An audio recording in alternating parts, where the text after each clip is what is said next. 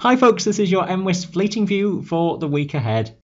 Monday sees low pressure over the top of us and two different weather stories in existence through the day. One across England and Wales is tied into a frontal system that's moving northeastwards, that producing some locally torrential falls of rain setting in for a few hours across Wales into northern England, most likely during the morning, and then clearing from the southwest as we go through the afternoon. There is uncertainty of that clearance across northern England though. It could take quite a bit longer to move through here. Some embedded thunderstorms as well in amongst these heavier downpours running through. The wind quite variable, suddenly becoming very strong and gusty though as the back edge of that system does tend to clear through in the afternoon. For Scotland, mostly very light winds with some areas of showers drifting around very slowly and those forming increasingly for inland areas into the afternoon, and some heavy bursts, the risk of localised thunder and lightning in some of those during the afternoon hours, drifting around into the evening time.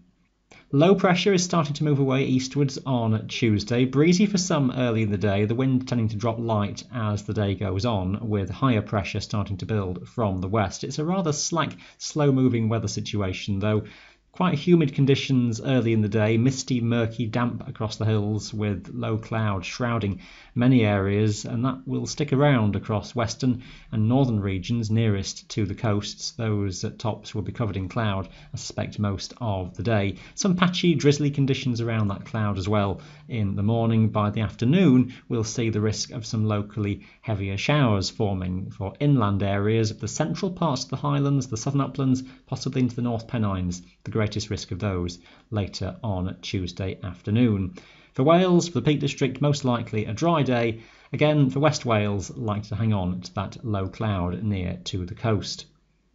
Not much wind around into midweek as a broad, shallow zone of high pressure is over us. Not enough to completely reduce the risk of showers altogether. There may be one or two that pop up by the later afternoon and evening. The odd heavy one possible inland areas, but very isolated. Many places will stay dry all the way through the day.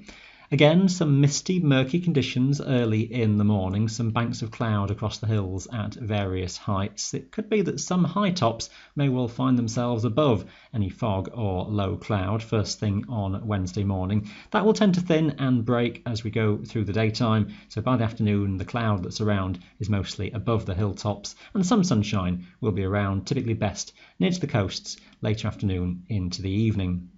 High pressure is drifting toward the northeast later in the week, and you'll notice the breeze starting to strengthen with an east or a southeasterly flow across the country.